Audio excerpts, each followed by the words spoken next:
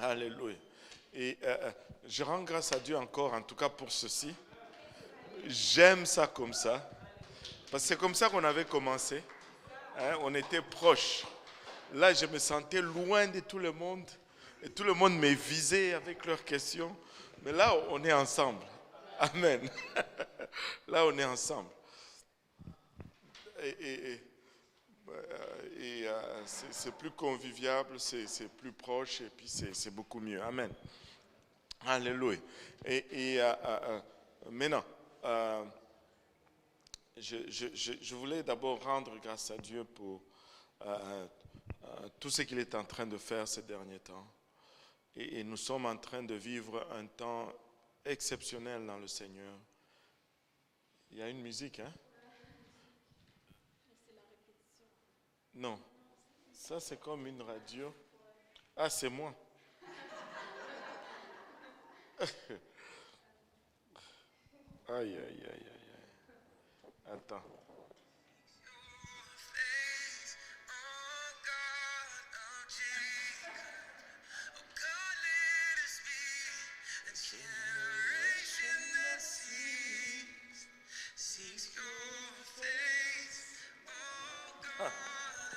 Ça doit être notre génération, n'est-ce pas? Ben, c'est ce qui jouait dans ma poche, en tout cas. Pardon, c'est parce que ça jouait au bureau. Et puis, j'ai commencé à parler au Bishop Woodward. C'est pourquoi j'étais en retard, pardonne-moi. Quand Bishop... En tout cas, c'est ça. et je voulais la voir pour le mois de septembre. Mais ben, ça n'a pas marché parce qu'il sera en Ontario. Mais il m'a quand même donné des idées. Et on va la voir l'année prochaine. Amen. Alléluia. Et donc, voilà. Dieu est en train de faire des grandes choses, je voulais vous dire. C'est juste phénoménal, c'est juste exceptionnel ce qui est en train de se passer, ce qu'on est en train de vivre. Tu vois, tu vis des choses, tu veux faire des choses, mais Dieu te dit littéralement ce que tu dois faire. Et c'est vraiment extraordinaire. Et au fond, après qu'il t'ait parlé, tu te rends compte que c'est ce que tu faisais avant. Tu sais, des fois, nous sommes comme ça. Je ne sais pas si c'est juste moi, mais les humains, nous sommes comme ça. Tu vas avoir une situation aujourd'hui. Non, c'est parce qu'on n'a pas de... Ouais, aussi parce qu'on n'a pas de gens qui ont besoin de traduction, mais s'ils arrivent, on va switcher tout de suite. Alléluia. Ben, tu comprends le créole. Non, il n'y en a même pas.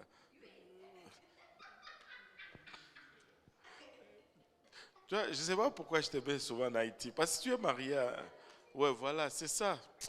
C'est ma tête. Alléluia. On te réclame en Côte d'Ivoire, là. On va faire des pancartes. Aïe, aïe, aïe. Maintenant, nous allons avoir une situation. Tu sais, Dieu va nous parler. Et puis, il nous a dit comment approcher les choses. Au fait, je vais vous dire ce que moi, il m'a dit là, dans le passé. Si tu me laisses la situation entre les mains, je vais faire un travail mieux que toi. Mais des fois, j'oublie cela. Ben, honnêtement. Parce que des fois, après quelques mois, après, une autre situation va s'élever et puis je vais oublier. Et puis là, tu veux intervenir. Et puis là, Dieu te dit, oh. La dernière fois, tu sais, il me l'avait dit, il m'avait dit comme ça, est-ce qu'il y a une seule situation que tu as laissée entre mes mains que je n'ai pas fait, que je n'ai pas agi? Ben, j'étais bouche bée. Mais là, j'ai oublié encore. Mais là, maintenant, c'était audible. Là. Il m'a dit, mais je l'ai toujours fait. C'était comme une claque dans le visage. Là. Je dis, ok, je laisse. Mais Dieu est bon. Et Dieu est fidèle. Et il fait des grandes choses pour le moment. Et nous, c'est un privilège que de servir Dieu. comme on le disait tout à l'heure, tout lui appartient dès le départ. Donc même le sacrifice qu'on dit, j'ai fait un sacrifice, mon ami, c'était déjà à lui. Ok, on comprend, tu as fait le sacrifice, mais bon, en tout cas, c'était déjà à lui. Donc on a commencé à étudier David. On était déjà à David, hein? J'ai manqué un dimanche, un lundi. Oh. Et ouais, lundi dernier. Ouais. Non, le lundi dernier seulement. Et on avait commencé on a parlé de Saul, on a vu comment il a failli, et c'est que Dieu lui a demandé d'exterminer, qu'il n'a pas fait, est devenu la chose qu'il a, au final, tué. Saül plutôt, a été tué par les Amalécites. Les mêmes personnes que Dieu avait demandé d'exterminer sur la face de la terre, il ne l'a pas fait, il est sauté sur le butin, il a gardé le roi et finalement il a été tué par un Amalécite. Et c'est un Amalécite qui lui a donné la mort, et cet homme a couru vers David. Et ça nous montre encore une fois et quelque chose qui est que nous oublions souvent et que très souvent nous allons mal travailler, mal concevoir. C'est que Dieu, Dieu a une façon de faire. Très souvent on va dire, notre Dieu est un Dieu d'ordre. Mais on dit cela, mais en même temps on fait le désordre. Tu vois? Notre Dieu est un Dieu d'ordre. Qu'est-ce que ça veut dire, notre Dieu est un Dieu d'ordre? Ça ne veut pas dire que si mes chaussures ne sont pas arrangées dans ma garde-robe, que je suis possédé, là. Non, ce n'est pas ça. C'est tout simplement que Dieu respecte une hiérarchie. Dans l'œuvre de Dieu, il y a toujours une hiérarchie. Et peu importe mon appel, là, ça ne va jamais surpasser l'hiérarchie que Dieu place dans ma vie. Et dès que je sors de cela, je me mets dans une position de compromission et ça ne marche plus. Et David, s'il y a une leçon que j'ai appris de David, c'était le respect de cette hiérarchie. David était roi, mais Saül était encore dans le palais. David était poursuivi par Saül pour être tué, pour quelque chose qu'il n'a pas fait.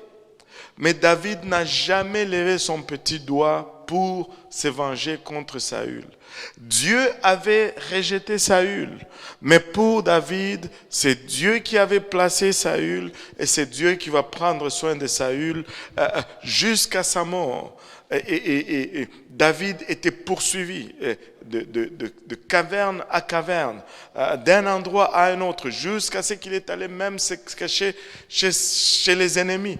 Tu sais, des fois, en face du danger, tu peux perdre. Là, je m'éparpille un peu, mais c'est juste ça que j'ai dans mon esprit, là, présentement. Tu sais, David, après avoir tué les champions des Philistins, Saül les poursuivait tellement. Il avait eu plusieurs occasions d'en finir avec Saül, mais il dit, je ne touche pas à loin de Dieu, bien que loin était rejeté. Saül est allé se cacher chez les Philistins. Il est allé chez les Philistins parce qu'il se dit, les Philistins sont les ennemis de Saül. Si je veux me cacher là-bas au moins, les Philistins sont les ennemis de Saül. Si je veux me cacher là-bas, au moins, je suis en sécurité. Mais ce n'était pas vite là. On l'a identifié. Mais dis-toi, et en plus, si vous lisez l'histoire, il va chez le sacrificateur, il demande est-ce qu'il y a une arme ici. On lui dit, il n'y a que l'épée de Goliath. Mais franchement, Goliath avait cette épée. David l'a battu. Maintenant, il prend l'épée de Goliath. Des fois, là,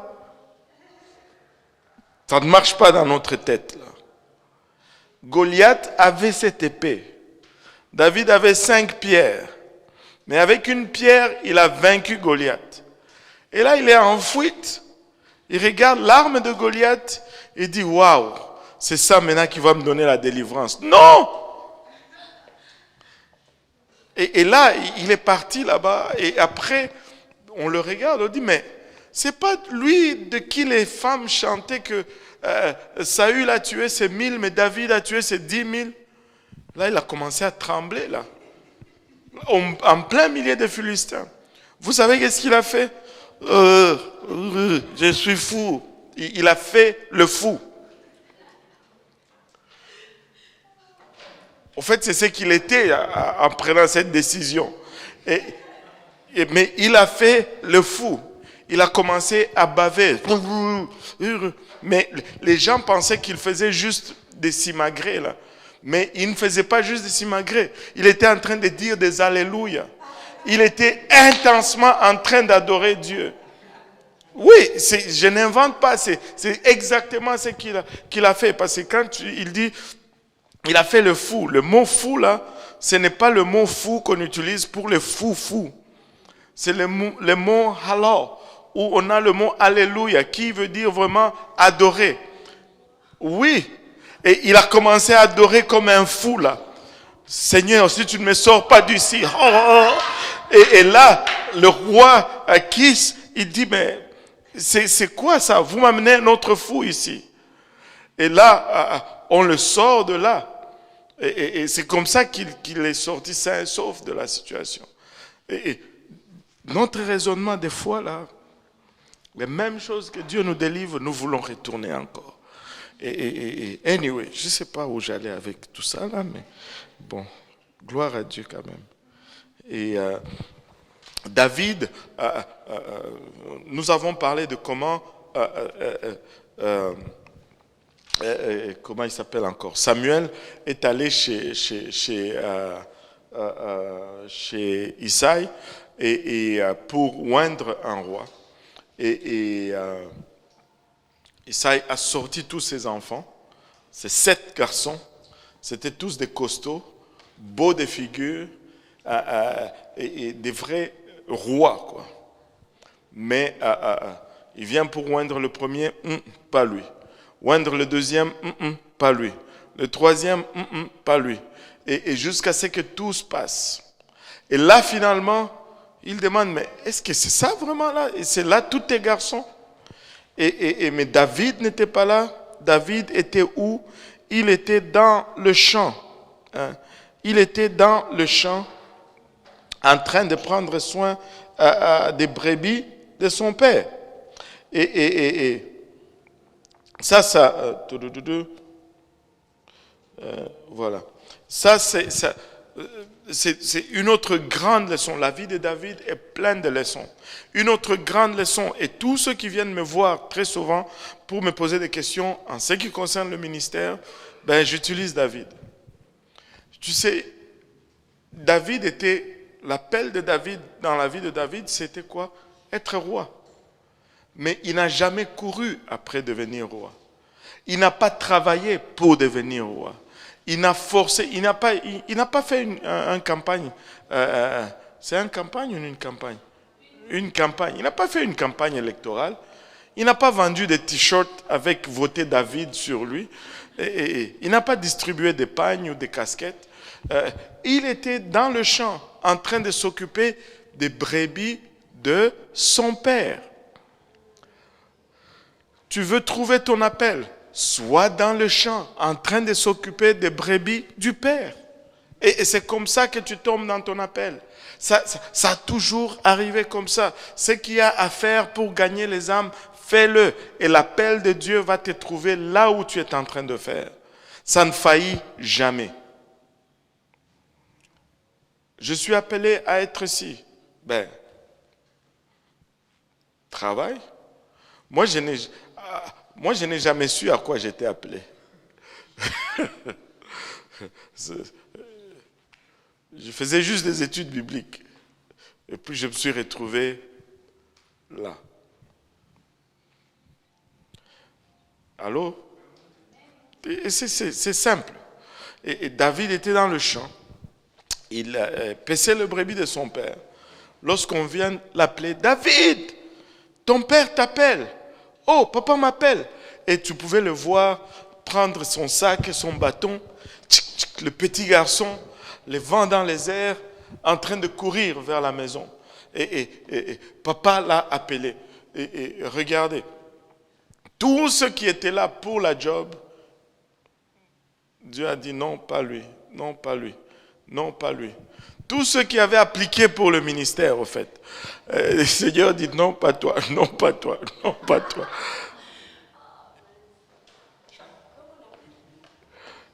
C'est pas ce que j'ai dit. Ce n'est pas ce que j'ai dit. J'ai dit tout simplement, tu n'as pas à te soucier. Moi, Dieu m'a appelé à être... Je connais l'histoire d'un jeune, là. C'est pas ici, ok? C'est dans l'autre hémisphère. Donc, n'allez même pas chercher à pointer quelqu'un. Ce n'est pas ici, c'est dans l'hémisphère sud. Amen? Au moins, je n'ai pas dit entre les deux pôles. C'est dans l'hémisphère sud. Et un jeune, il est parti à l'école biblique. Tu vois, chez nous, tu vas à l'école biblique, c'est quelque part, tu vas là-bas pendant un temps. Et puis, quand il revient à l'église, il commence à bousculer tout le monde. C'est pas comme ça. C'est pas parce que tu as fait Purpose Institute que tu deviens maintenant... Non, calme-toi. Ça va être toujours comme ça a été. Amen. Certes, tu es équipé, mais laisse Dieu t'utiliser par la suite. Ne bouscule pas tout le monde. Moi, j'ai fait 4 ans, Purpose Institute. C'est bon. Bon, combien d'études bibliques t'as enseigné? Combien d'âmes t'as pris soin? Bon. Tu sais, commence à servir. Il y a des chaises à placer. Viens-toi, place les chaises. Il y a quelqu'un à les ramasser pour amener à l'église. Va le ramasser, amène-le à l'église. Il y a quelqu'un qui a besoin d'un déménagement. Il y a une église qui a besoin de peinture. Tu sais, en faisant ces choses, en t'occupant de brebis de la maison de Dieu, tu te retrouves toujours dans ton appel. Toujours. Anyway, bon, j'essaie de retourner dans le chemin, mais David, là, il est oint roi. Mais on le oint roi. Tu aurais pensé que quand on le oint roi, là, sa vie va changer. Il commence à mener une vie de roi. Non, c'est là que ces problèmes ont commencé. L'onction va toujours amener les troubles. Allô? Je connais une famille pour le moment, dans une de nos églises quelque part. Cette fois-ci, c'est dans cet hémisphère, ok? Tu sais, je peux voir que Dieu veut qu'il monte dans quelque chose, qu'il fasse plus pour le Seigneur. Dieu les appelle à s'engager un peu plus, à faire plus. Mais tu vois, j'ai prié avec eux, je leur ai dit ce que je ressentais. Et puis, quelqu'un de loin, pas dans la ville, les appelle et leur dit la même chose que je leur ai dit. Ils étaient comme, waouh, pasteur priait avec nous dimanche et il nous a dit exactement la même chose. J'ai dit, bon, des fois ça m'arrive aussi d'entendre de la part de Dieu, des fois seulement. Et là, tu sais, mais pour le moment, c'est comme si l'enfer se déchaîne sur eux. Là. Ça ne va pas. Ça, même les choses qui étaient enterrées commencent à ressusciter du coup. Là. Oh, c'est quoi ça? J'ai dit, c'est ça l'onction. L'onction attire les démons des fois. Vous ne croyez pas? Je peux vous le démontrer.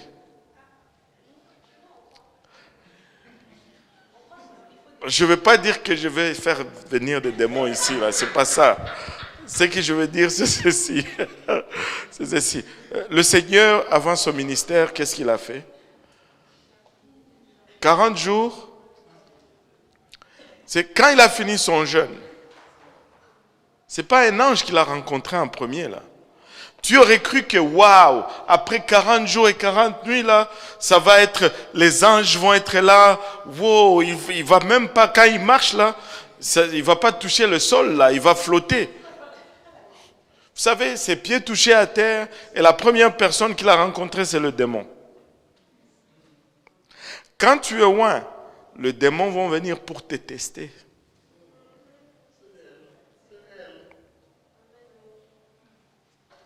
Alléluia. Et là, je peux entendre des voix qui disent, ah, je ne me vois pas, Seigneur. Ne me...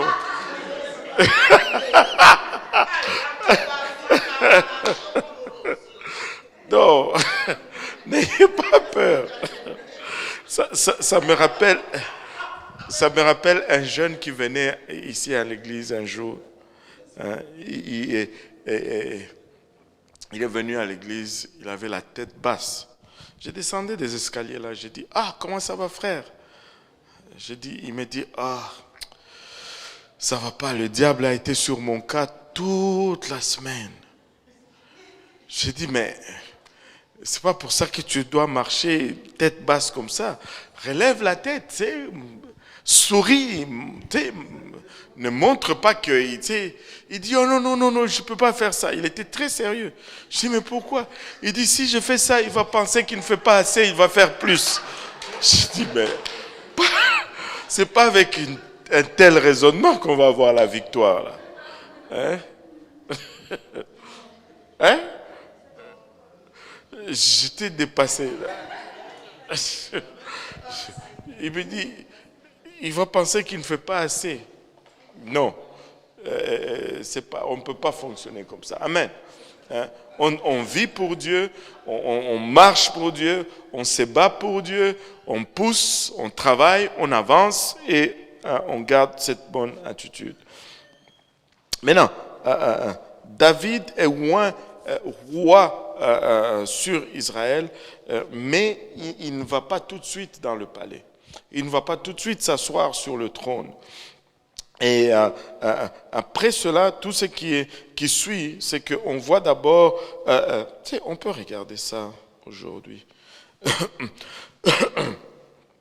Et il a été, dès que David a été loin, la Bible nous dit que l'Esprit de l'Éternel s'est retiré de lui et maintenant, il était tourmenté.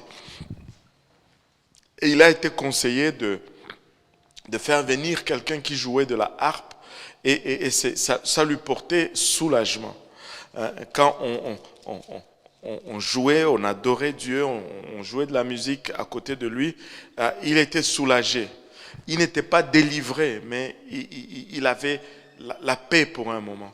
Vous savez, quand tu regardes tout l'Ancien Testament, il n'y a pas un seul démon qui est chassé. Et il n'y a pas un seul démon qui est chassé. Tu sais pourquoi? Parce qu'on avait perdu cette autorité dans le jardin d'Éden. Mais quand Christ est venu, on voit des démons qui commencent encore à être chassés parce qu'il est venu nous restaurer ce qu'on avait vraiment perdu comme autorité dans le jardin d'Éden. Quand David jouait de la harpe, Saül était soulagé.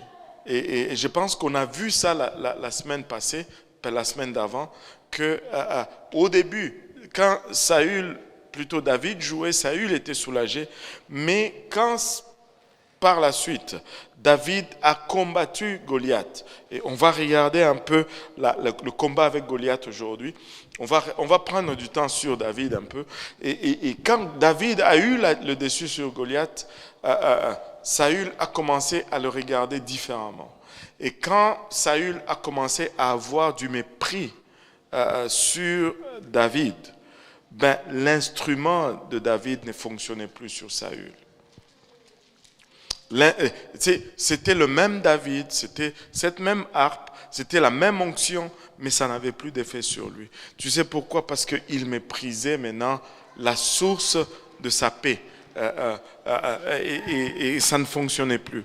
Et cela marche aujourd'hui même de notre temps. Il y a le frère Billy Cole il avait écrit, je l'ai sur la photo, un jour je vais l'utiliser dans mes services, dans ma prédication. Vous savez, Dieu ne blague pas avec l'autorité. Et le frère Billy Cole a donné une citation très vraie. Il dit que tu ne peux rendre ministère à quelqu'un qu'à la mesure où cette personne te respecte. Tu ne peux pas aller au-delà du respect parce que le ministère ne va pas fonctionner.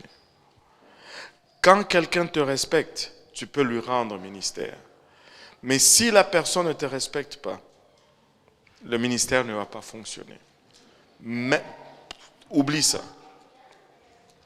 Et beaucoup de jeunes aujourd'hui vont se soustraire du ministère parce qu'ils manquent de respect à l'autorité. Et tu les vois errer et ça ne fonctionne plus parce qu'ils méprisent la harpe.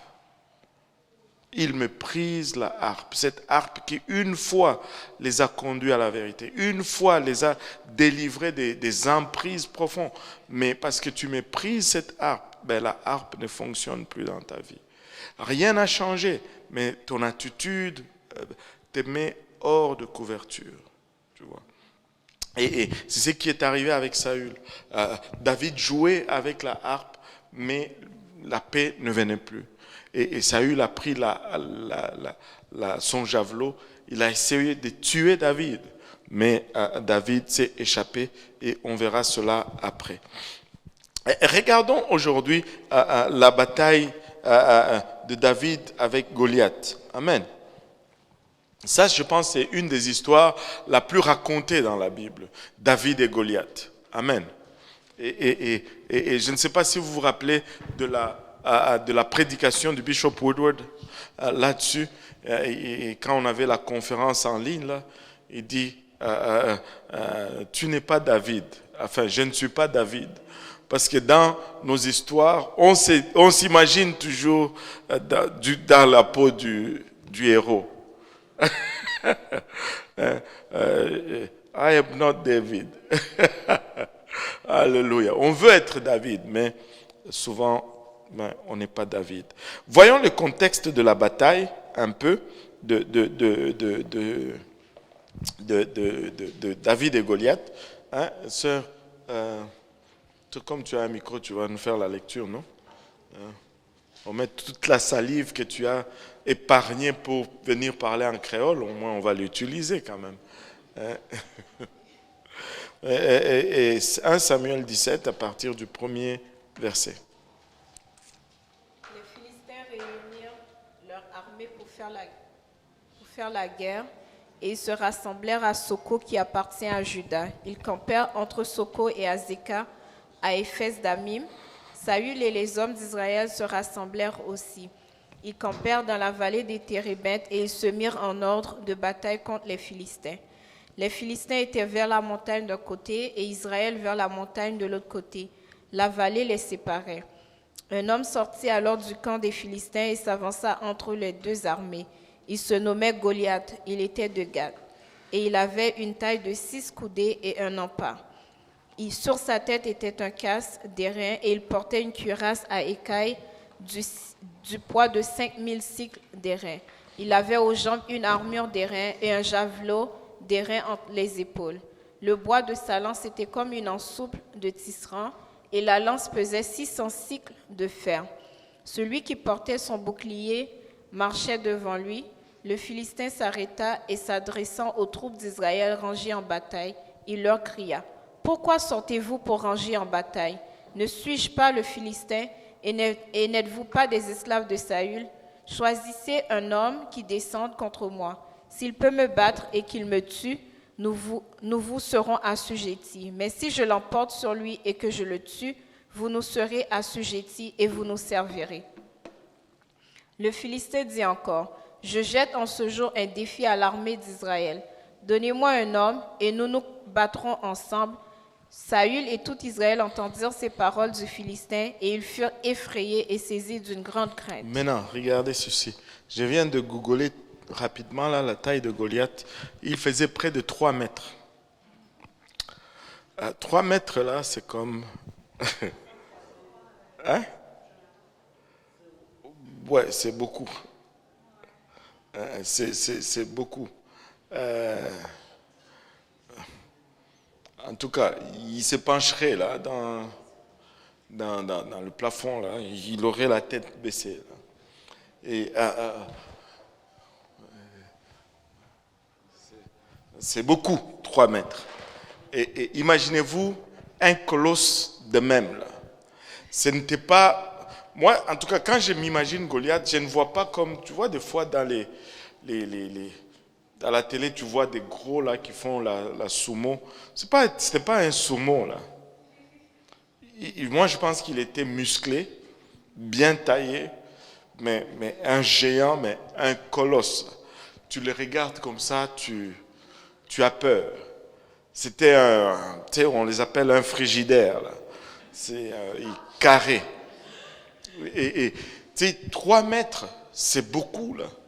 Tu sais, déjà, quand quelqu'un a 2 mètres 10, tu es comme, wow! C'est ça, c'est 3 mètres de long. C'est colosse. Tu sais, tu regardes ces armes, tu sais, ça prenait quelqu'un pour porter son bouclier. Et c'est sûr que son bouclier couvrait toute la personne. Et là, il sort, tu sais, et les guerres à l'époque, c'était fait de façon un peu particulière. Tu vois les Israélites d'un côté sur le flanc d'une montagne, les Philistins sur les autres, et ils devaient se rencontrer dans la vallée, et puis s'entretuer, et puis bon, et ceux qui tuaient plus, ben, ils étaient vainqueurs. Mais au lieu que l'armée descende, c'est ce colosse qui sort et qui crie, ben, qu'est-ce que vous avez, Israélites? Je vous lance un défi. Donnez-moi un homme, on va s'épargner beaucoup de choses. Donnez-moi un homme et on se bat. Si je les bats, vous êtes nos esclaves. Si lui me bat, ben nous serons vos esclaves.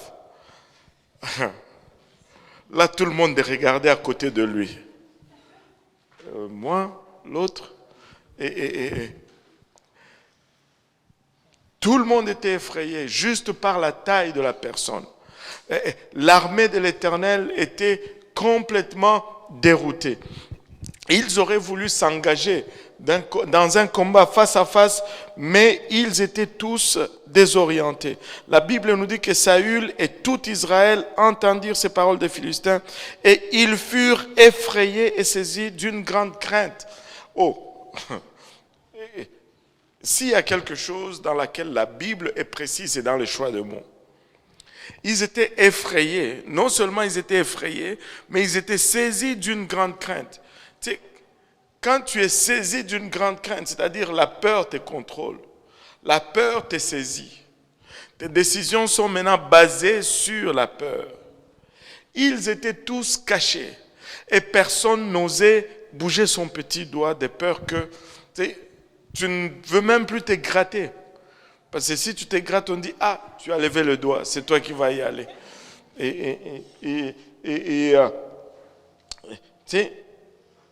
Ils étaient tous pleins de crainte. Regardez comment la Bible fait transition. Verset 12. Il y a une transition ici. Or. J'aime comment c'est écrit. Or. Hein? Vas-y. David était fils de cet Éphratien de Bethléem de Juda, nommé Isaïe, qui avait 8 fils, et qui, du temps de Saül, était vieux, avancé en âge.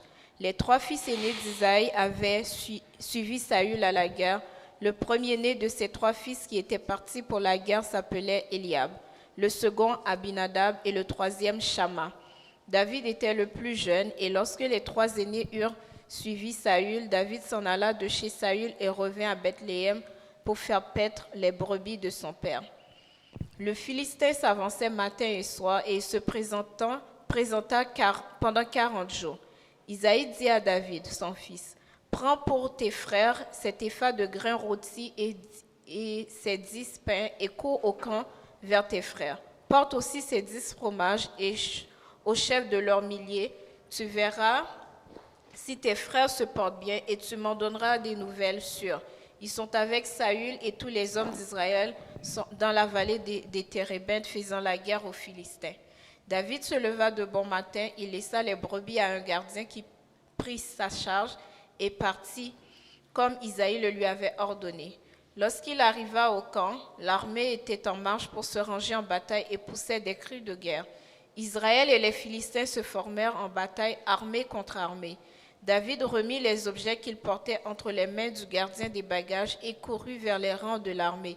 Aussitôt arrivé, il demanda à ses frères comment ils se portaient. Tandis qu'il parlait avec eux, voici le Philistin de Gath, nommé Goliath, s'avança entre les deux armées, hors des rangs de Philistins. Il tint les mêmes discours que précédemment et David les entendit. Waouh, regardez un peu ici. Je vais chercher la version Osterval parce que je pense que peut-être qu'il y aura des choses un peu plus claires. David, son père lui envoie juste porter de la nourriture à ses frères qui sont au front. Prends ce pain, ce grain, ce fromage et va le porter. Et comme de coutume, très tôt le matin, David prend ses affaires et c'est sûr qu'il chantonnait sur son chemin vers ses frères.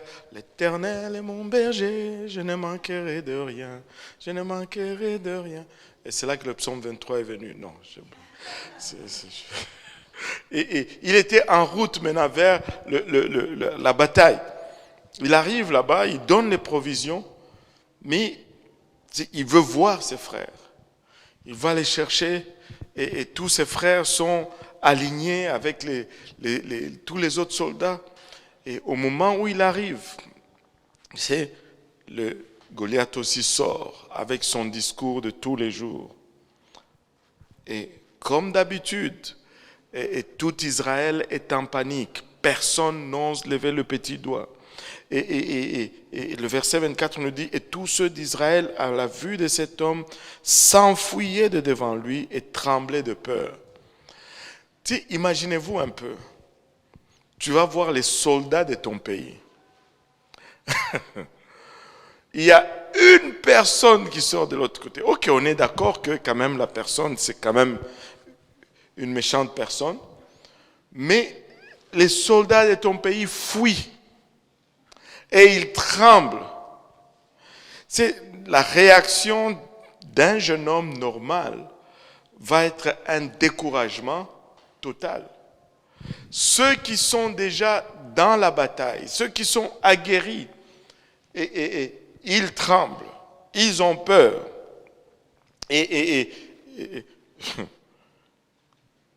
Mais l'attitude de David était différente. Il a entendu tout cela et regardez par la suite le verset 25. Chacun disait, avez-vous vu s'avancer cet homme? C'est pour jeter à Israël un défi qu'il s'est avancé. Si quelqu'un le tue, le roi le comblera de richesses, il lui donnera sa fille et il affranchira la maison de son père en Israël. Et regardez ceci, je vais le lire dans la version Osterval. Il dit, les Israélites disaient, avez-vous vu cet homme qui monte? C'est pour insulter Israël qu'il est monté. Voilà. Il dit, c'est pour insulter Israël qu'il est monté. Les soldats disent, il insulte Israël. Okay? Mais si quelqu'un le tue, le roi le comblera de richesses, il lui donnera sa fille et il affranchira la maison de son père en Israël. Même l'opportunité de marier la fille du roi n'était pas assez pour mettre le courage dans ces soldats. Personne ne risquait sa vie, même pour la fille du roi là. Quand même, une princesse, ça valait. Même ça n'a boosté personne. Maintenant, écoutez David maintenant. 26, oui. David dit aux hommes qui se trouvaient près de lui, que fera-t-on à celui qui tuera ce Philistin et qui ôtera l'opprobre de dessus Israël? Qui est donc ce Philistin? S'était circoncis pour insulter l'armée du Dieu vivant. Le peuple répétant les mêmes choses lui dit, c'est ainsi que l'on fera à celui qui le tuera. Waouh, attends un peu. Là, David, il a entendu. Si tu le tues, tu vas être comblé de richesses, tu vas épouser la fille du roi. Il y en a qui ont de mon âge parmi les filles du roi. Il fait déjà ses calculs-là. Et là, la maison de son père va être affranchie. C'est ça, ça veut dire que tout ce que ta famille devait, zéro. Waouh et re-waouh, si ça peut se dire. Et là, quelle opportunité d'affecter toute ta famille. Et là, David, il dit, répétez un peu. Tu sais, des fois, là, tu veux juste être sûr que tu as bien entendu. Je ne veux pas risquer ma vie parce que je n'ai pas bien entendu. Répétez un peu. Et David dit, mais dites-moi un peu. Que fera-t-on vraiment à l'homme qui l'aura tué? Et là, on lui répéta exactement, et le peuple lui répéta ces mêmes paroles. Et lui dit, c'est là ce qu'on fera à l'homme qui l'aura tué. Waouh! Et là, David a commencé à s'intéresser. Mais vous savez, les gens qui étaient là ne les connaissaient peut-être pas, mais ses frères les connaissaient. Et quand ils l'ont vu commencer à parler à gauche, à droite, ils se disent, oh non, pas lui, pas ça. Vous savez, il y a de ces enfants qui sont comme ça. Et quand ils commencent à dire quelque chose, tu dis, oh non, oh non, oh non. Je me rappelle, il y a longtemps, j'étais au Canada, je visitais une famille régulièrement, on avait des études de la Bible quand je cherchais encore Dieu. Mais bon, on va oublier cela. Mais il y avait un enfant dans cette famille-là. Il était spécial, il s'appelait Joël. Lui, quand il venait poser une question, c'est que le dégât était déjà fait. Il avait des questions comme ça. Il va venir, il va dire, papa, est-ce que tu sais combien de carrés il y a dans un rouleau de papier toilette?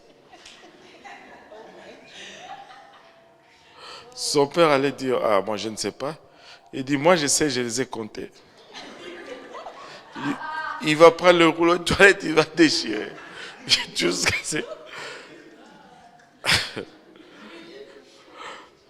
Un jour, il est venu voir son père, il dit, papa, tu sais combien mesure la pâte à dentifrice? Son père dit, non. Il dit, oui, ça sort de la salle de bain, ça va jusqu'à la cuisine. Et il avait voir combien long ça allait être. Et oui. Et un jour, il demande à son père, il dit, papa, tu sais ce que ça goûte? Le sel mélangé avec du sucre et du savon en poudre. Son père dit, non, Joël. Donc, quand il commence à poser des questions, il a déjà expérimenté. Il connaît la réponse. Il veut voir si toi aussi tu la connais. Et il y avait ses frères qui connaissaient David. Et quand ils ont... Oh non. Et regardez le verset 28. Eliab, son frère aîné, qui l'avait entendu parler à ses hommes, fut enflammé de colère contre David. Et il dit, pourquoi es-tu descendu? Et à qui as-tu laissé ce peuple de brebis dans le désert? Je connais ton orgueil et la malice de ton cœur. C'est pour voir la bataille que tu es descendu. David répondit, qu'ai-je donc fait? Ne puis-je pas parler ainsi? Et il se détourna de lui pour s'adresser à un autre et fit les mêmes questions. Le peuple lui répondit comme la première fois. Waouh! Regardez maintenant. Et David, tu sais, Eliab le voit et dit non. Lui là, tu sais, jusque-là, il n'y a aucun récit de quoi que ce soit comme exploit dans la vie de David.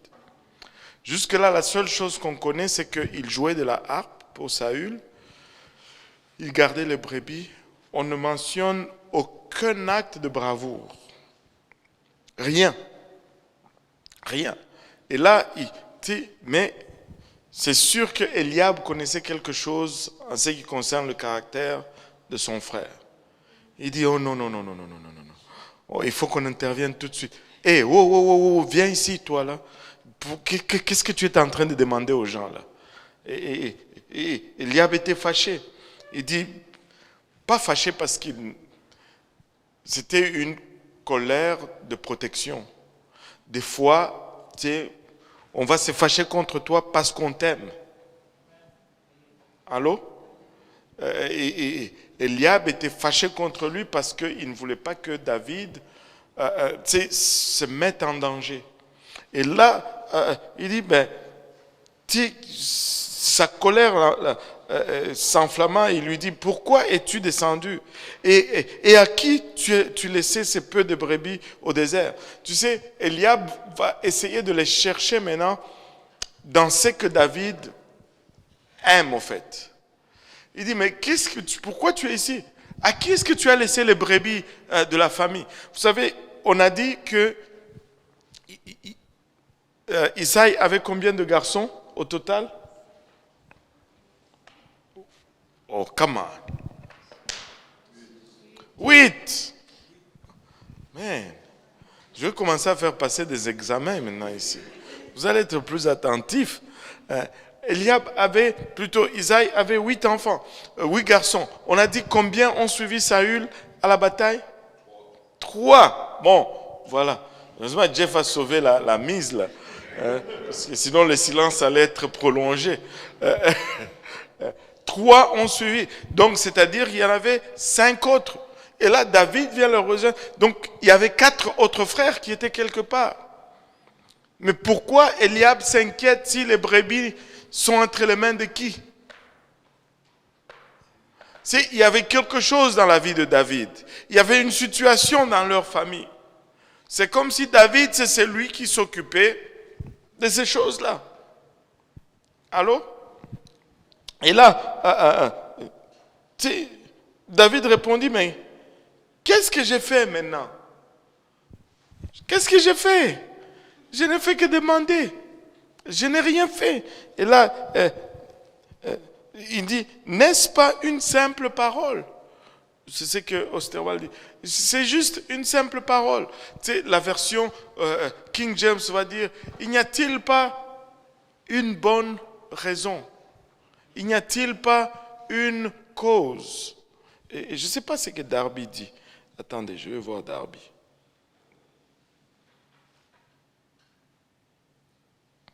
Et il dit, n'y a-t-il pas de quoi? Et ça tombe dans l'autre verset en Darby. Bon, on va retourner en haut. Yeah. Et il n'y a-t-il pas une cause? Il n'y a-t-il pas une raison? En d'autres termes, il y a une situation, puis je peux voir aussi ce qui se passe là. Et là, il se tourna et alla vers d'autres. David voulait vraiment être sûr que la récompense était ça. Regardez, verset 30. Et il se détourna de lui pour s'adresser à un autre et fit les mêmes questions. Le peuple lui répondit comme la première fois. Continue. Lorsqu'on eut entendu les paroles prononcées par David, on les répéta devant Saül qui le fit chercher. David dit à Saül, que personne ne se décourage à cause de ce Philistin. Ton serviteur ira se battre avec lui.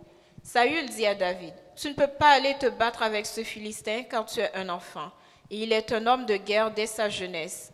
David dit à Saül, ton serviteur faisait paître les brebis de son père, et quand un lion ou un ours venait en enlever une du troupeau, je courais après lui, je le frappais, et j'arrachais la brebis de sa gueule.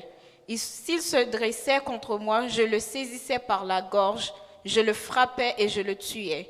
C'est ainsi que ton serviteur a terrassé le lion et l'ours et lancera du Philistin de cet incirconcis comme de l'un d'eux, car il a insulté l'armée du Dieu vivant. Wow.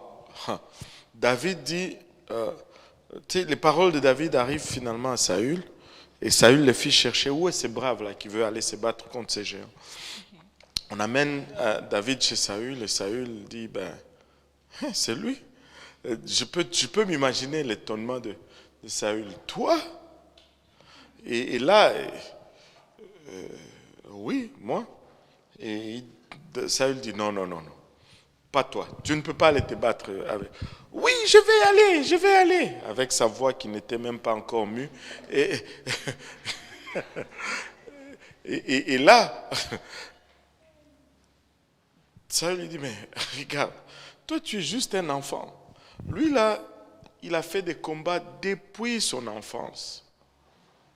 Tu sais, le pasteur Lionel avait amené un point très important ici. Très important. Et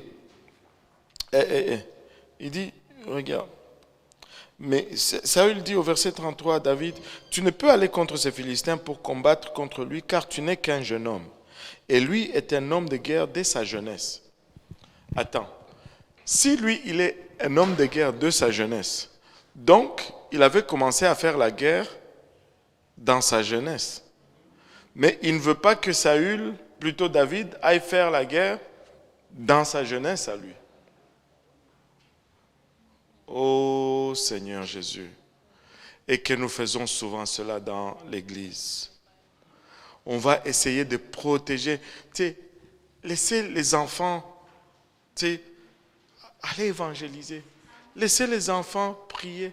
Laissez les enfants, tu sais, si tu attends quand il va devenir grand, mais il ne saura pas quoi faire. Et puis là, on va dire non, non, c'est depuis là, tu sais, les affaires de Dieu, là, ça commence dès qu'on est enfant. Laissez-moi vous dire, pour ceux qui sont mariés, qui ont des enfants, n'attendez pas.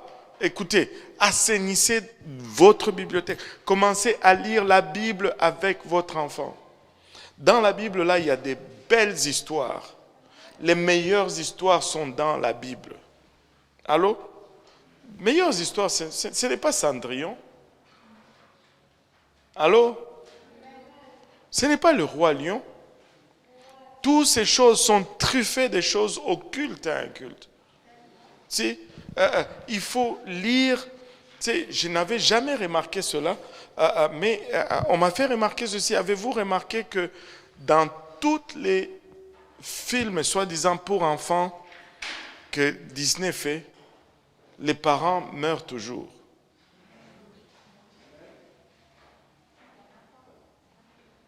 Les parents meurent toujours. Tu sais,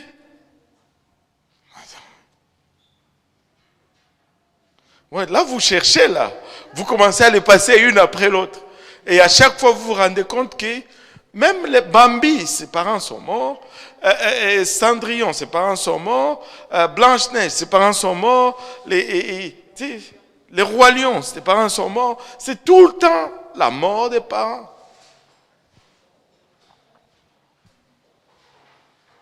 Allô? Ah, il regarde Walt Disney. Uh-huh.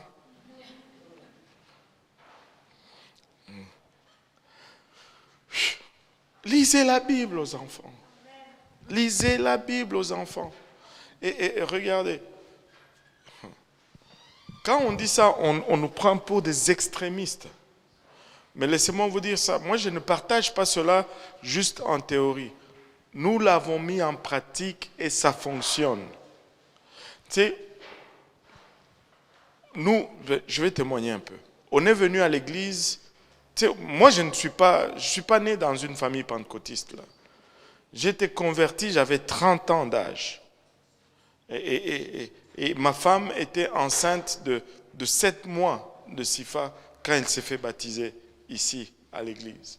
On venait à peine de commencer à marcher dans le voie du Seigneur. Et le pasteur assistant, c'était le pasteur Kerry à l'époque. Il n'est plus ici. Et on était peut-être on était peut-être là, ça fait peut-être 5-6 mois.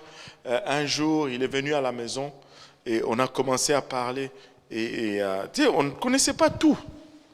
Et on avait une télé dans la maison. Et là, on a mangé, on a parlé avec le pasteur Kerry et puis il nous dit, tu sais, si tu veux un jour devenir ministre dans UPC, tu ne pourras pas avoir de télé à la maison. J'ai dit, ah oui? Pourquoi? Il dit, parce que c'est comme ça. J'ai dit, ah ok. Et vous savez, ce n'était même pas... Je ne me suis pas battu avec cela. Et puis, je n'aspirais pas à être whatever. Mais cette télé a pris le bord, là. On l'a sortie, on l'a jetée. Ben, ça ne m'a pas fait mal parce que je ne l'avais pas payé cher, en fait. C'est pourquoi faites attention. Là où est votre trésor, là où sera votre cœur. Moi, je l'avais acheté seconde main, je pense à $40. Donc, ce n'était pas compliqué de s'en débarrasser. Et je l'ai mis dehors. Et on n'a plus jamais eu de télé. On était la moquerie dans notre famille. Que nos enfants vont être les enfants les moins instruits, les plus retardés. On nous appelait les talibans. Oui, oui. Parce que, ben, tu sais, ma femme et mes enfants portaient juste des jupes. Enfin, et ma fille, à l'époque, portait juste des jupes. Et on nous appelait des talibans. Et on était la risée dans la famille. Vous savez, on n'avait pas de télé, mais tout ce qu'on avait, c'était des livres. Et on lisait toujours à nos enfants. Et tu vas te rendre compte que, pas dans la Bible, hein, dans les écrits de la psychologie dans le monde, là, ça te dit ceci, que la télé ou les écrans produisent une activité cérébrale négative, mais que la lecture produit une activité cérébrale positive. Et donc, quand tu lis, tu développes ton cerveau. Mais plus tu regardes, plus ton cerveau s'abrutit. Allô? Donc, on a commencé à lire. Sifa, elle a eu beaucoup plus d'attention parce que c'était la première. Elle a commencé à lire, elle avait 3 ans et demi. Elle lisait la Bible King James. Et ce n'est pas qu'on s'est assis, qu'on lui a appris à lire. Mais quand tu la prenais, tu lisais avec elle, tu suivais avec le doigt. Elle a commencé à faire des associations avec ce qu'elle voyait et ce qu'on disait. Et je me rappelle, le premier mot qu'elle a pu identifier, c'était God. Et puis quand on lisait, on disait « and », et puis on pointait et disait « God said », et puis on continuait la lecture. Jusqu'à ce qu'elle a commencé à identifier « the ». Et and, tu pointes et puis elle disait « the people of Israel », blablabla. Bla, bla. Et puis c'est comme ça. Et après, elle a commencé à lire. Elle est allée à la maternelle, elle lisait déjà. Et là, je me rappelle un jour, mon beau-père est venu à la maison et il avait pris sur ses jambes et puis, tu sais, il a pris un livre et il lui montre et puis elle a lu. Tu peux voir qu'il était étonné. Et puis, bon, il a pensé que c'était peut-être une coïncidence. Il a sorti une autre chose, il lui a montré et puis elle a lu. Et il était tellement choqué, il se tourne vers moi et me dit « Eh, Kanadjoa Kusomaka ?» Et il a parlé dans notre langue, en disant « Ah, la petite là, elle sait lire. » J'étais tenté. Ah, la tentation. C'était là, dans la gorge. Heureusement, j'ai avalé. Le Saint-Esprit m'a aidé. J'ai dit seulement « Oui, papa, elle sait lire. » Alléluia, amen, gloire à Dieu. Il n'y a pas un plus grand investissement que cela. Et une chose, moi je vais vous dire, une chose que je regrette le plus aujourd'hui, c'est d'avoir acheté le téléphone à mes enfants.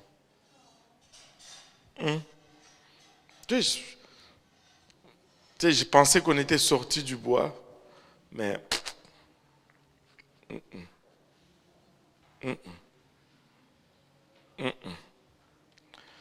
je ne peux plus défaire cela, mais ça c'est un regret.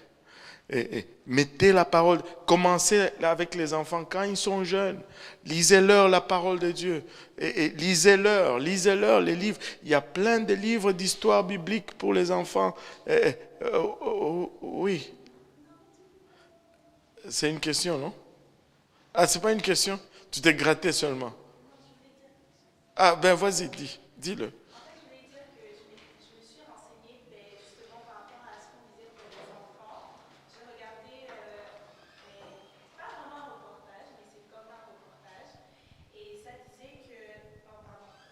fait, ça disait que même les dessins animés que YouTube crée pour les enfants, soi-disant, la majorité des dessins animés qui sont pour les enfants, et notamment il y en avait un qui était en particulier problématique, ce qui est très controversé en ce moment, ça s'appelle CoComelon.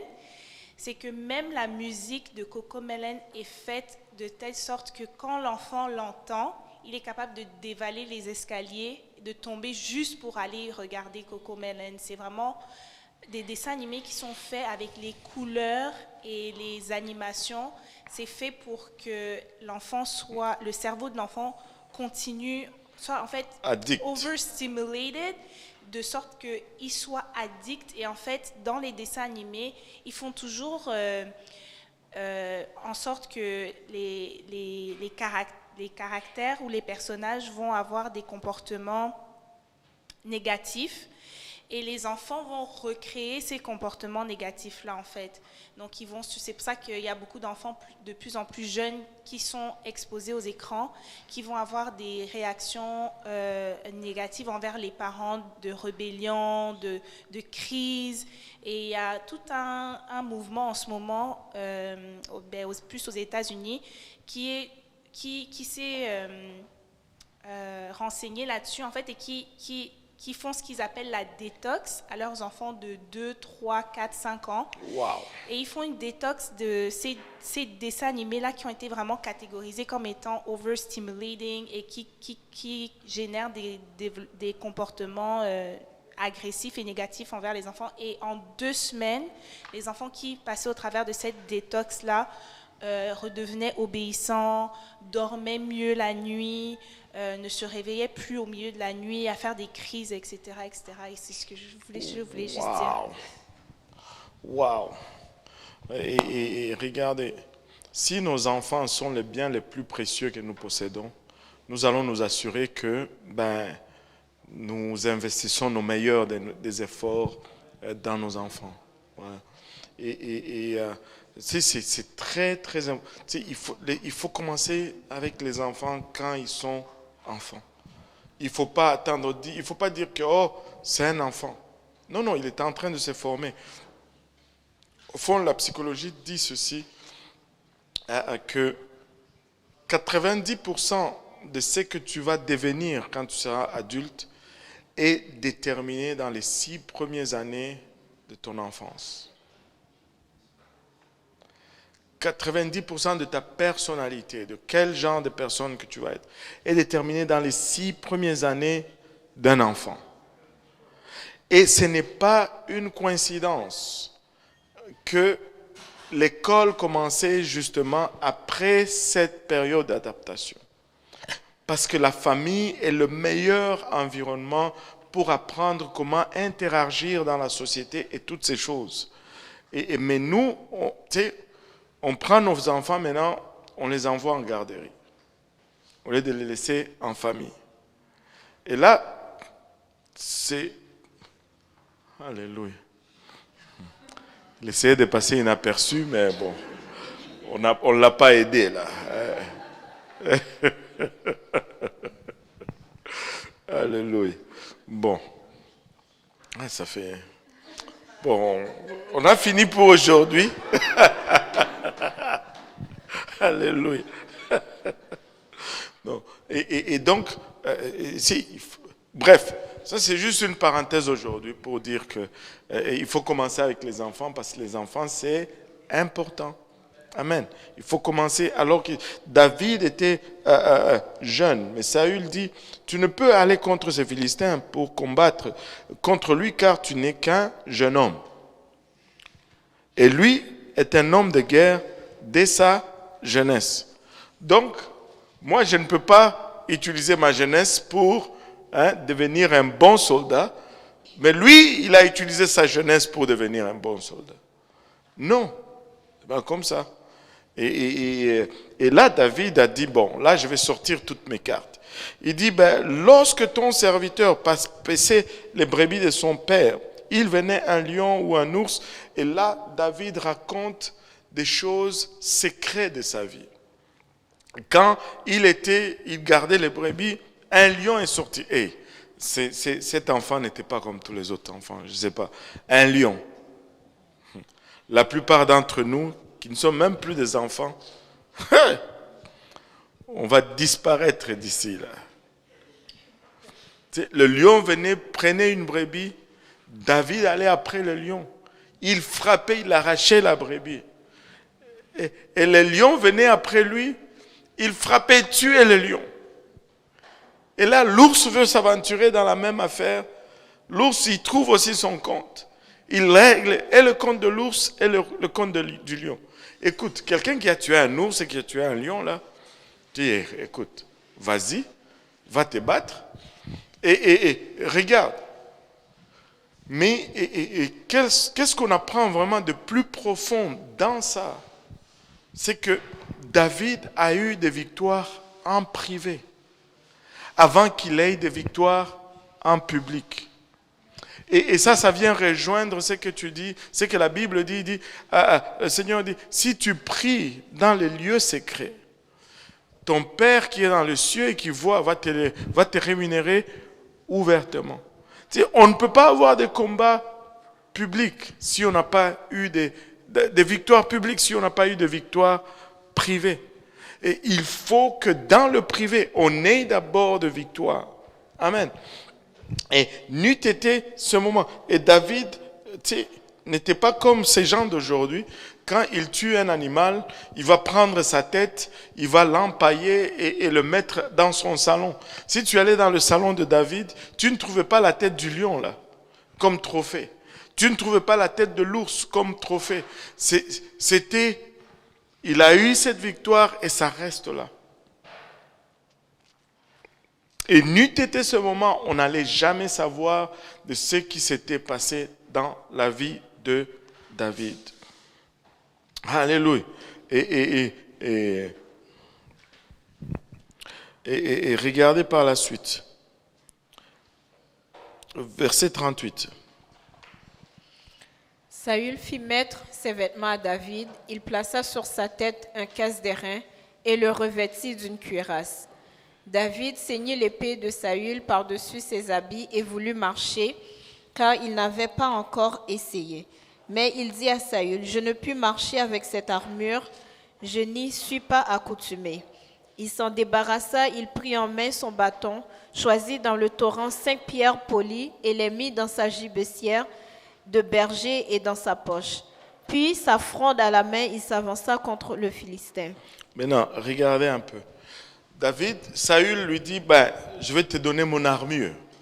En quelque sorte, bon, je ne sais pas, peut-être que je pousse un peu trop, mais en quelque sorte, ok, tu vas y aller, je ne veux pas aller avec toi, mais prends ça, c'est comme si, je cherche un moyen pour trouver un peu de crédit dans ce qui va se passer. Ah, tu sais, en plus, c'était avec mon épée qu'il est allé, hein. Mais alors que toi, tu t'es caché en arrière de la table contre le géant.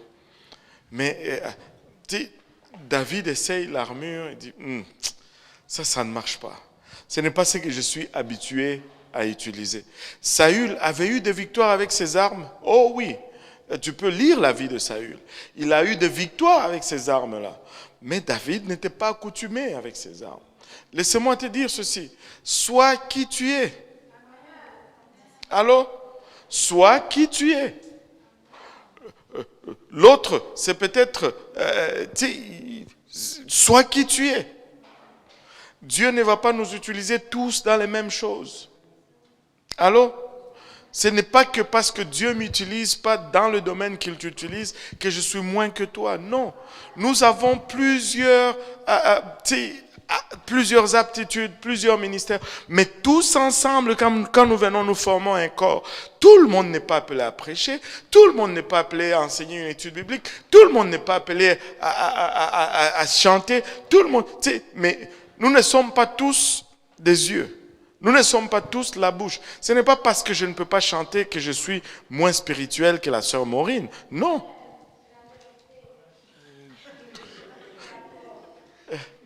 Mais non. Si chacun a ses points forts et ses points faibles. accepte qui tu es, mais mets le talent. Il y en a qui sont, et il y a plusieurs dons. Très souvent, on regarde souvent aux 9 dons dans l'esprit. Savez-vous qu'il y a d'autres dons dans la Bible? Le livre de Romains nous parle d'autres dons. Le don d'administrer. Les dons de donner. Les gens n'aiment pas ce don-là. Il y en a qui prient contre ce don. Ils sont tellement comme ça. Il y a plusieurs dons. C'est pas seulement...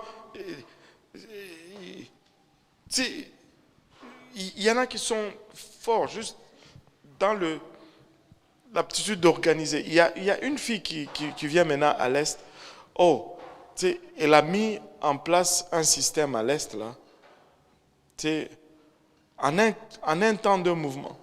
Ça m'aurait pris, ça fait combien de temps que je sais, 20 ans pour arriver à mettre, même là je ne suis pas encore arrivé. Et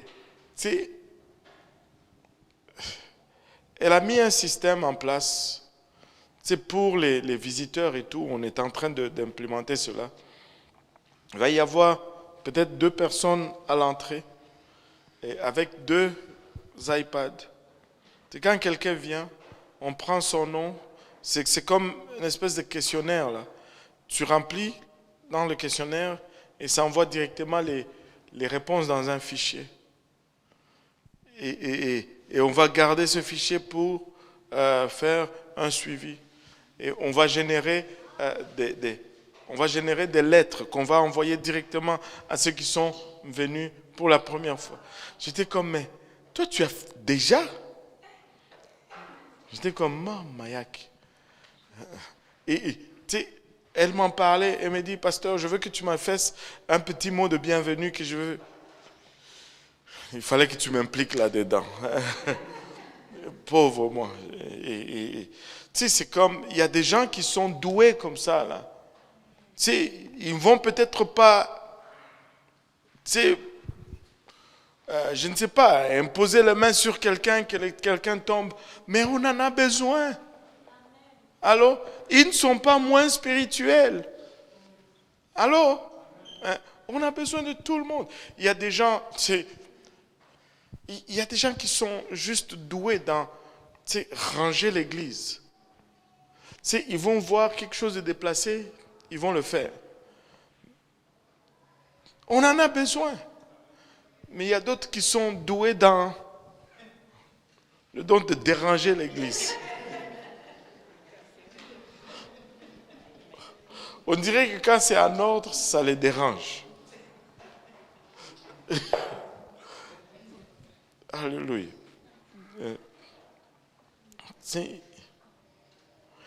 Mais David n'avait pas fait ce genre de combat. Il n'était pas apte à porter ce genre d'armure. D'abord, les casques lui tombaient sur la tête. Il essayait tout le temps de le soulever. Et ça ne marchait pas. L'épée était trop longue. Il s'enfargeait là-dedans. Il dit, sortez-moi ceci. Je peux pas fonctionner avec ça. Je dois retourner à ce que je sais. Amen. Et là, regardez ceci. Il prit en sa main son bâton, vraiment comme berger, et choisit dans le torrent 5 cailloux bien polis. Et David a choisi 5 cailloux. Ce n'est pas parce qu'il pensait que son premier coup va manquer. Alléluia. Si tu fais tes recherches, je ne les ai pas fait. Si tu fais tes recherches, tu vas voir que Goliath avait 4 autres frères. Ils étaient 5 géants. Là. Donc David avait un caillou pour chacun. Il disait, au cas où j'en tue un et que les autres s'élèvent, je suis prêt. Alléluia. Et regardez bien, je vais vous faire voir ça par la suite. Et là, il s'est avancé. Verset 41. Allez. Le Philistin s'approcha peu à peu de David et l'homme qui portait son bouclier marchait devant lui. Le Philistin regarda et lorsqu'il aperçut David, il le méprisa, ne voyant qu'en lui qu'un enfant blond et d'une belle figure. Le Philistin dit à David, « Suis-je un chien pour que tu viennes à moi avec tes bâtons.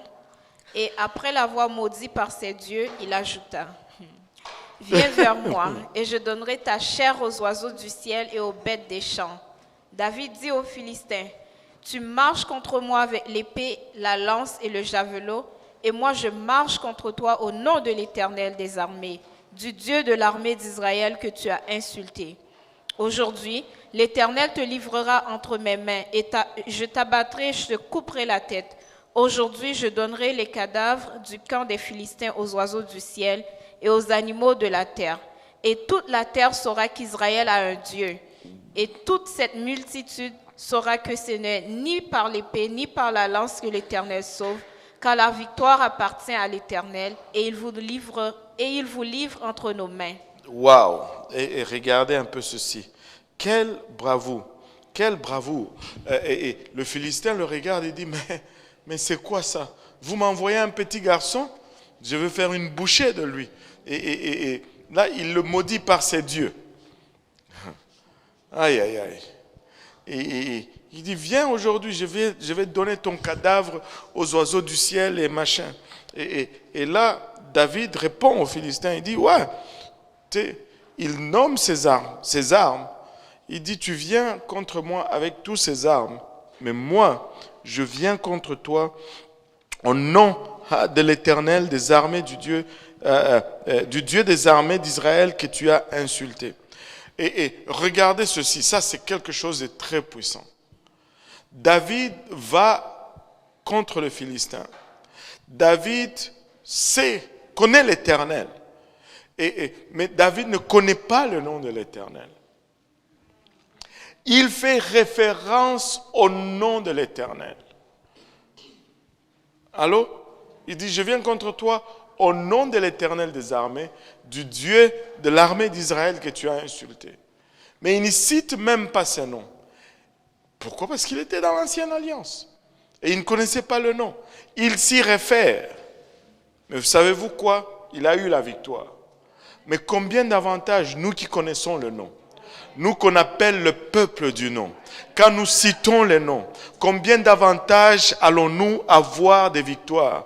Écoutez, il faut que nous arrêtons de vivre dans la peur. Il faut que nous arrêtons de vivre sous intimidation et que nous marchons avec assurance parce que nous connaissons le nom. David y a fait référence, il a gagné. Nous citons les noms, nous devons gagner.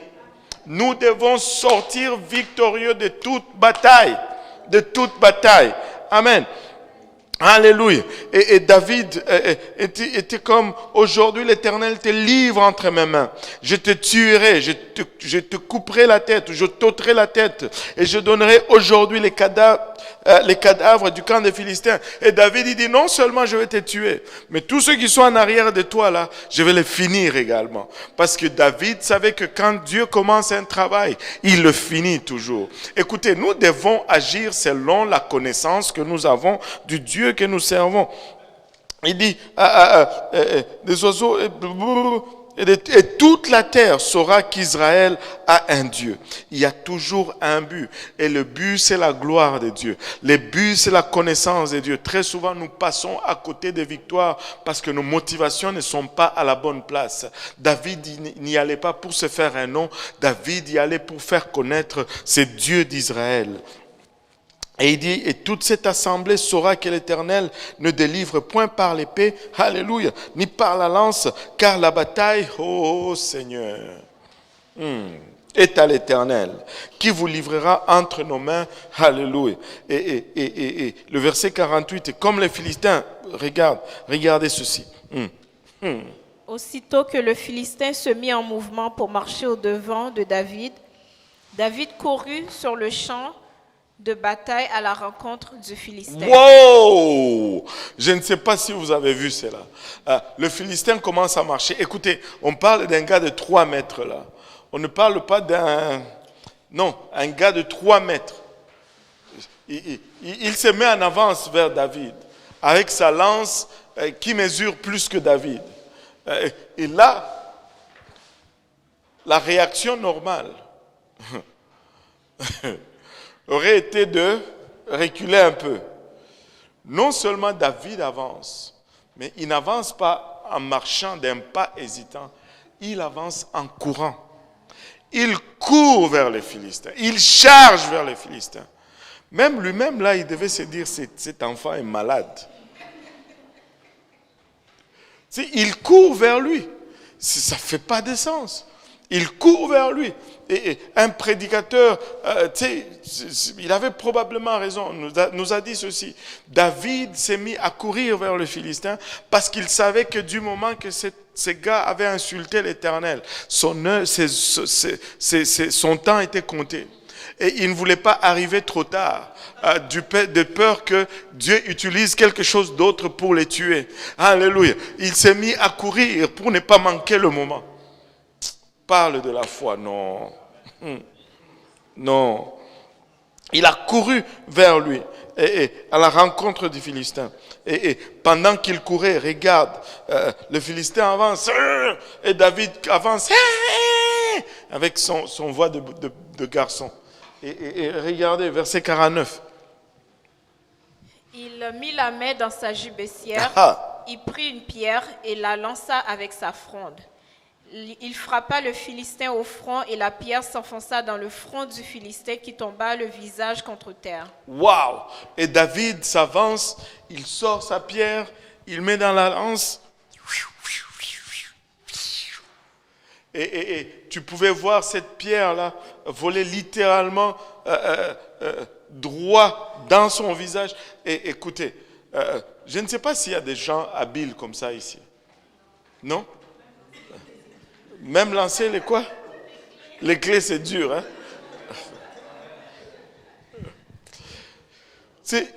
On avait un jeune là, dans mon quartier à Lubumbashi, ce petit-là, il était comme incroyable.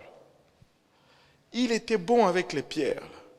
Moi, je ne sais pas, en tout cas, je n'étais pas de ceux-là.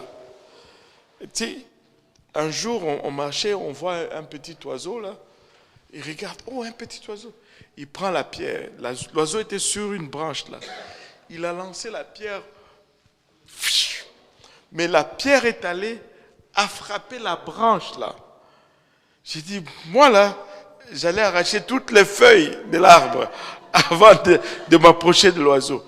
Ça a frappé la branche, pac, et l'oiseau s'est envolé. Tu sais, un jour, on revenait de l'école, tu sais, on a vu, tu sais, il y a une rue là, une avenue qui a plein de manguiers là chez nous. Tu sais, on marchait, alors tu sais, on a vu des mangues, c'était proche du gouvernorat. Mais là, il fallait s'exécuter rapidement là. On a vu des mangues. Tu sais, on avait faim, et c'était comme 13 heures au marché. Tu sais, on allait toujours à pied à l'école. Et là, moi et un autre, on arrive là, on essaye. Les mangues étaient juste là. Ça va à côté, ça va à côté. Et puis lui, le petit Mwamba, il arrive, il dit, mais les mangues sont juste là. Il arrive, il prend juste une pierre, schlac, toutes les 3 mangues. Je dis, mince. Il était adroit comme ça. Je ne sais pas qu'est-ce qu'il est devenu aujourd'hui, mais il était très adroit. Je pense que David était comme ça aussi. Et il lance, poum, et le géant tombe. Et regardez, et regardez par la suite. Ainsi, avec une fronde et une pierre, David fut plus fort que le Philistin. Il le terrassa et lui ôta la vie, sans avoir d'épée à la main. Il courut, s'arrêta près du Philistin, se saisit de son épée qu'il tira du fourreau, le tua et lui coupa la tête. Les Philistins, voyant que leur héros était mort, prirent la fuite. Maintenant, regardez ceci. Il a tapé, il a mis à terre avec la pierre, mais il est allé jusqu'au bout de son travail. Pourquoi? Si vous avez fait attention, il a appris la leçon du passé. Alors, c'est pourquoi c'est important d'avoir des victoires dans les secrets. Vous rappelez-vous quand il parlait de l'ours et du lion? Il frappait l'ours, il prenait la brebis. Mais si les lions s'élevaient contre lui après, là il le tuait. Il dit, cette fois-ci, je ne veux plus prendre de chance. Une fois qu'il est à terre, je dois le finir. Et écoutez, il y a de ces choses dans nos vies là, il faut régler une fois pour toutes. Il y a de ces choses dans nos vies là, il faut dire, ne te contente pas de victoires partielles. Parce que des fois, quand l'ennemi revient, il revient encore plus fort. C'est coupe la tête. C'est coupe la tête. Sois honnête avec toi, coupe la tête. Coupe la tête. David s'est assuré que la tête du Philistin n'était plus attachée à son corps. Et là, il avait la paix. Il est allé, il a pris son épée, l'épée du Philistin, cette épée dont on a parlé, il lui a coupé la tête avec. Schlenk. Et là, les Philistins ont commencé à prendre fuite. Et c'est alors que tous les hommes de Juda, regardez ces poltrons qui étaient tous cachés. 52. Les Philistins, voyant que leur héros était mort, prirent la fuite, et les hommes d'Israël et de Juda poussèrent des cris et allèrent à la poursuite des Philistins jusque dans la vallée et jusqu'aux portes d'Écron. Les Philistins blessés à mort tombèrent dans le chemin de Shaharaïm jusqu'à Gath et jusqu'à Écron. Et les enfants d'Israël revinrent de la poursuite des Philistins et pillèrent leur camp. David prit la tête du Philistin et la porta à Jérusalem, et il mit dans sa tente les armes du Philistin. Lorsque Saül avait vu David marcher à la rencontre du Philistin, il dit à Abner, chef de l'armée, « De qui ce jeune homme est-il fils, Abner ?» Abner répondit, « Aussi vrai que ton âme est vivante, ô roi, je l'ignore. » « Informe-toi donc de qui ce jeune homme est fils, dit le roi. Et quand David fut de retour après avoir tué le Philistin, Abner le prit et le mena devant Saül. David avait à la main la tête du Philistin. Saül lui dit, « De qui es-tu fils, jeune homme ?» Et David répondit, « Je suis fils de ton serviteur Isaïe Bethléemite. » Waouh! Quel exploit! Et tu sais, la bataille, les circonstances ont fait que même Saül ne se rappelait plus de ce jeune homme qui était en train de jouer de la harpe pour lui. Et quand on le voit en train de mener les combats, il dit, mais d'où est-ce qu'il sort cela? Avez-vous déjà vu quelqu'un qui prie et puis tu dis, waouh, d'où ça vient ça? Et quelle leçon extraordinaire qu'on a de la vie de David. C'est toujours ne pas regarder les situations comme étant personnelles. Ce n'était pas personnel, c'est contre Dieu. Et très souvent, en tout cas, je vais essayer de finir avec ça. Vous savez, notre plus grand problème, c'est l'orgueil. Et nous en avons tous. Tous, nous en avons. Nous en avons besoin. Parce que c'est par orgueil que tu vas te lever le matin et que tu vas travailler pour que tes enfants ne manquent de rien, ne manquent pas de nourriture. Amen. C'est par orgueil qu'on fait ça. Et ce n'est pas mauvais quand on l'oriente dans le bon. Mais très souvent, on l'amène. C'est bon quand c'est vraiment mis au service de Dieu. C'est comme tout ce que Dieu a mis en nous, mais c'est devenu, c'était fait pour nous bâtir, mais c'est devenu des problèmes parce que nous sommes devenus déchus, nous sommes devenus corrompus. Et tout ce que Dieu a mis avec une bonne intention en nous est devenu en fait des occasions de chute. Et si nous ne remettons pas ces choses entre les mains de Dieu, ça va toujours être problématique. Les désirs, la faim, c'est bon. Il faut qu'on ait faim parce que sinon on ne va pas manger. Si on ne mange pas, on va mourir. Mais quand on commence à surmanger, ou on ne mange pas assez,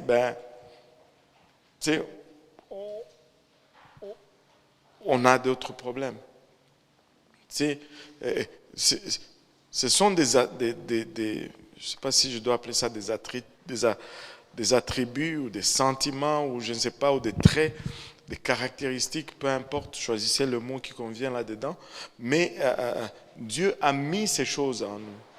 Mais à cause de notre état naturel maintenant qui est déchu, ces choses sont devenues problématiques. L'amour, les sentiments, le sexe. Et c'est Dieu qui nous a donné le sexe. Mais parce que nous sommes déchus, ça devient un problème. Et si on ne le met pas entre les mains de Dieu, ça cause des dégâts. Ça cause des dégâts. Tu sais, la colère, c'est Dieu qui a mis ça en nous. Tu sais, Dieu se fâche aussi. Ce n'est pas pour autant qu'il est mauvais. Mais parce qu'on est déchu, ça va dévier souvent. Ça va dévier. Mais un des plus grands problèmes de l'homme, c'est l'orgueil. Parce que des fois, ça peut être très subtil. Ça peut être là, tu sais, comme le rabbin disait, une des choses pour lesquelles je suis vraiment fier, c'est mon humilité. Il était sarcastique un peu. Il dit, une des choses pour lesquelles je suis vraiment très fier, c'est mon humilité. C'est le contraire. Mais des fois, c'est vrai. Tu es tellement humble que tu es très fier d'être humble.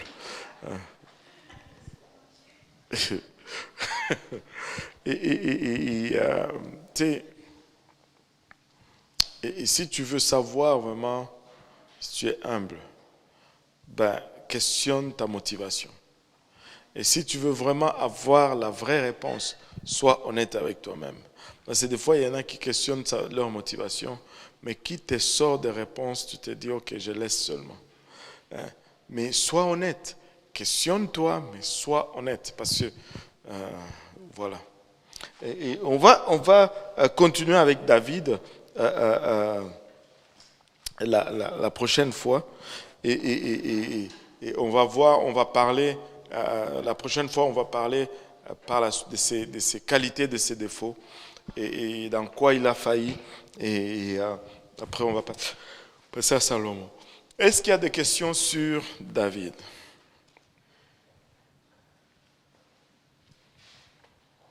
Est-ce qu'il y a des questions sur Salomon? Non, je blague.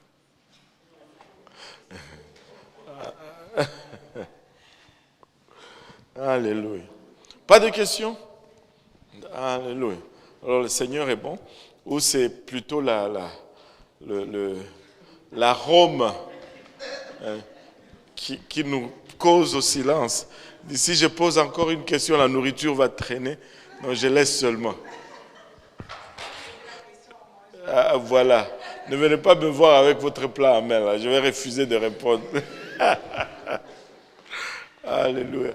Le Seigneur est bon, mais c'est toujours un très bon moment que de passer ensemble alors que nous étudions la parole de Dieu. Vous savez, on n'étudie jamais assez la parole de Dieu, et à chaque fois qu'on regarde ça, Dieu nous donne toujours d'autres révélations, et on devient ainsi des bons enseignants de la parole de Dieu par la suite. Amen.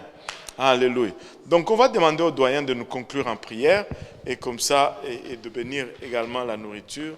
Là, on va juste s'entreservir. Non, c'est bon. On va juste s'entreservir parce que là, on va s'élever parce que bon. Mais c'est bon. Alléluia. C'est bon. Alléluia. Doyen. Prions le Seigneur ensemble. Papa, nous te bénissons, nous te rendons grâce encore une fois, Papa, pour ta parole que tu as servie au milieu de nous, Seigneur. Nous te prions, Papa, que cette parole trouve une place de choix dans nos cœurs, Seigneur. Éternel Dieu de gloire, que nous puissions nous référer à chaque fois que nous sommes confrontés, Papa, dans ce monde, chaque difficulté, chaque situation, Seigneur, que nous ne manquons pas, que nous puissions le suivre, Papa, et que cela puisse éclairer nos pas, Seigneur. Nous te louons, nous te rendons grâce. Bénis et sanctifie la nourriture, Seigneur, afin que nous puissions le prendre avec action de grâce. Bénis aussi les mains qui l'ont fait. Raccompagne chacun de nous à notre lieu de domicile et que toute la gloire te revienne. Que le peuple de Dieu dise au nom de Jésus. Alléluia.